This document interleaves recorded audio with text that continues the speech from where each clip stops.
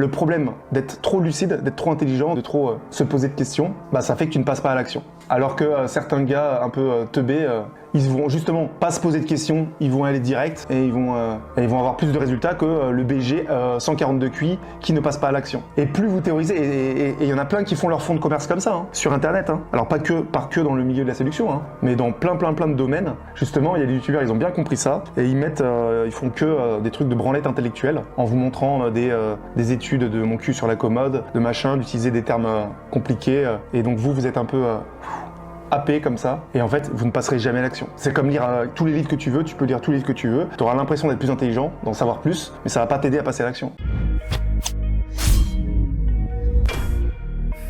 J'étais en train de faire un petit point là sur mes projets, mes petits objectifs perso, etc. Par rapport au travail et tout ce qui est à côté, au sport aussi.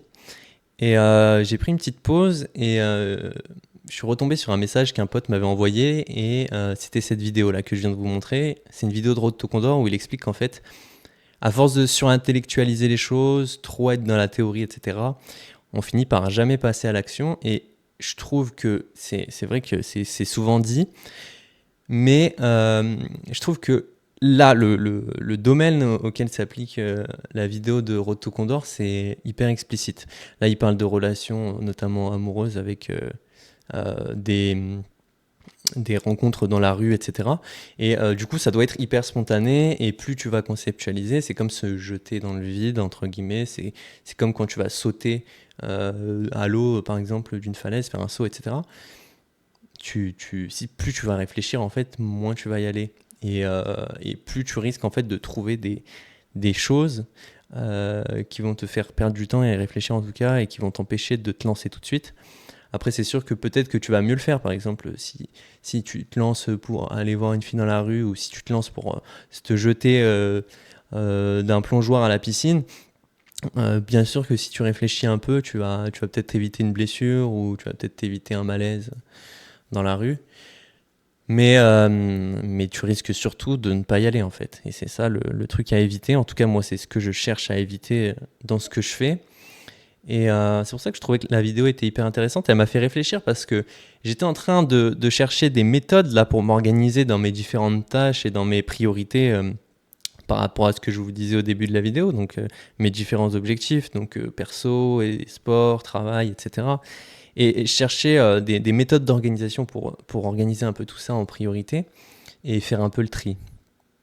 Je suis retombé forcément sur la loi de Pareto, qui est un classique.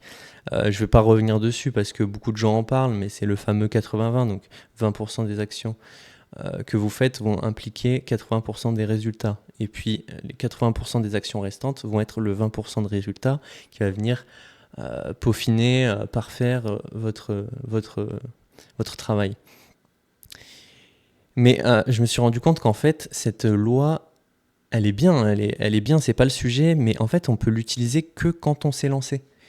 Elle est impossible à théoriser avant de s'être lancé dans le projet. Si je prends par exemple là la vidéo que je suis en train de faire, ou n'importe quelle vidéo que j'ai faite, en fait, c'est le fait de m'être fixé l'objectif et de m'être lancé dans la vidéo. Donc, à partir du moment où je me lance dans la vidéo, j'ai la matière pour travailler dessus. Et du coup, à ce moment-là, par exemple, je vais pouvoir me dire, les 20% du travail, par exemple, pour faire le montage, ça va être de faire les cuts, d'enlever les moments peut-être ratés, faire le tri dans les rushs, etc. Donc ça, c'est vraiment le gros du travail. C'est pas forcément très long, c'est pas le plus long, mais du coup, ça fait vraiment le contenu global de la vidéo. Et ça, en fait, ça se fait naturellement quand on est en train d'avancer dans son projet. Si demain, vous voulez commencer, par exemple, la muscu, vous allez commencer avec un programme grossier.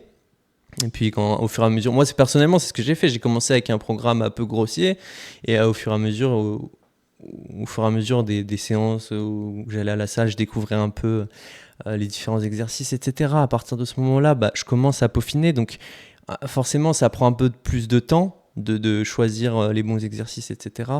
Mais ça va être vraiment au fil de l'eau, au fil de l'avancement.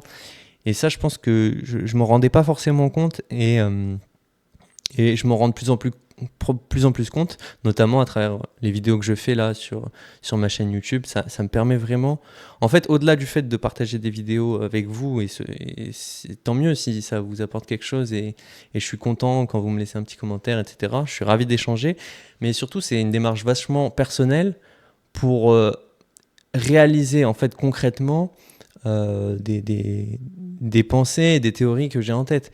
Et là, ça l'illustre parfaitement, parce que l'exemple de la vidéo de Road Condor que je viens de vous montrer, il s'applique à quelque chose de vachement parlant, et c'est pour ça que ça m'a marqué tout de suite. Parce que quand je l'entends dans des vidéos de dev perso, la loi de Pareto, etc., ouais, c'est cool, ça sonne bien, mais je me rends pas vraiment compte comment l'appliquer concrètement. Et là, on s'en rend bien compte sur le sujet des relations sociales, que ce soit pour rencontrer une fille ou un partenaire, mais même pour des amis ou faire des connaissances. En fait, à partir du moment où tu surintellectualises, tu sais que tu vas t'empêcher de passer à l'action, parce que ça te laisse en fait en perpétuelle phase de préparation. Et une phase de préparation, c'est pas mal en soi, mais je pense que ça doit être un cycle. On se lance et après on a le feedback de ce sur quoi on s'est lancé. Et pour la priorisation de mes tâches et de mes objectifs, en fait, je me rends compte que le plus simple, en fait, c'est juste de me lancer les challenges que j'ai envie de me fixer. Et après, en fonction de ça, ça c'est les objectifs que je me suis fixés, j'essaie de les atteindre et ils sont figés. Et en fonction de ça, le temps que j'ai pour atteindre cet objectif au mieux possible, là je le répartis suivant les méthodes. Mais du coup, tout ça pour dire que faut se lancer tout de suite dans l'action, faut se lancer tout de suite, maintenant, dans l'action. C'est d'ailleurs pour ça que je fais cette vidéo, parce que ça m'a vraiment interpellé, et je me suis remis vachement en question, parce que personnellement, pour parler un peu de moi, j'ai toujours tendance à vraiment trop intellectualiser, vouloir tout bien préparer, tout que soit nickel avant de me lancer. Je mets le pied dans l'eau pour voir si l'eau elle est pas trop froide, entre guillemets. Et même là, j'arrête pas de regarder mes notes alors qu'il n'y a rien d'écrit de particulier. Donc je vais fermer mon cahier et je vais rester concentré sur la caméra. Donc ça, c'est une petite vidéo que je vous fais juste pour vous partager cette petite pensée que j'ai eue, et je pense que ça pourra vous apporter quelque chose aussi. Et je pense, plusieurs autres vidéos comme ça, j'en ferai plein. Je verrai, de toute façon, je vais pas les programmer là. Ça va être vraiment des vidéos que je vais sortir au feeling pour vous partager un peu des expériences, des petites pensées comme ça. J'aurai toujours des petites vidéos travaillées comme j'ai fait précédemment, et j'en prépare d'ailleurs une qui devrait vous plaire, je pense. Quelque chose d'assez bien travaillé, etc. Comme j'aime bien le faire, mais je ferai aussi des vidéos plus spontanées pour me libérer un peu de ce côté préparation, vouloir faire les choses trop parfaitement, trop cadré, etc. et pas me lancer. Finalement, me mettre à moi-même un peu des bâtons dans les roues, et je m'handicape un peu moi-même en faisant ça, quoi. Donc le but, c'est vraiment de sortir de ça, et j'espère vous motiver aussi de sortir un peu de ça si vous êtes dans mon cas, hein. Il y a des gens, en fait, c'est pour ça que dans la vidéo il dit être trop intelligent, etc. C'est pas vraiment être trop intelligent, mais je pense que c'est trop vouloir intellectualiser les choses et trop vouloir les préparer.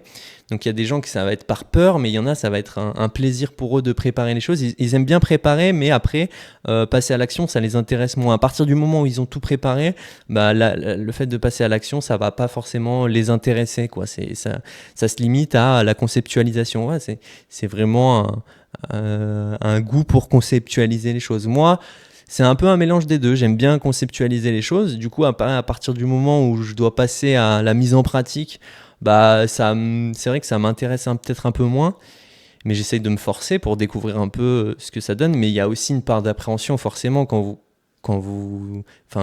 pouvez imaginer que là, quand je fais une vidéo comme ça, c'est pas forcément très naturel pour moi, et justement, c'est un super bon exercice que je vous conseille.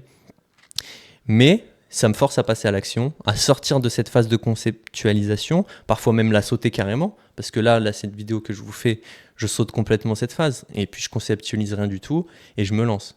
Et ça va m'aider, je pense, justement, dans mes différents projets, à me dire, c'est ça le 20% en fait. C'est ça le 20% qui donne 80%, c'est ce que je suis en train de faire.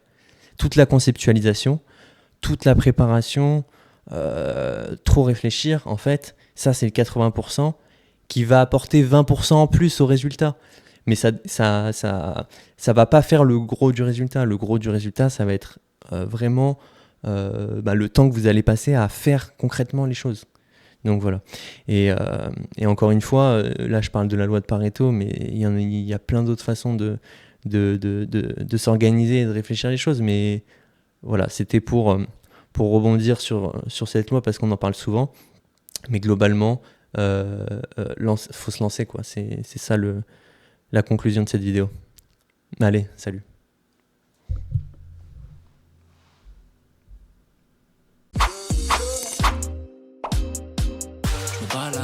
J'écoute mes sons dans mon baladeur.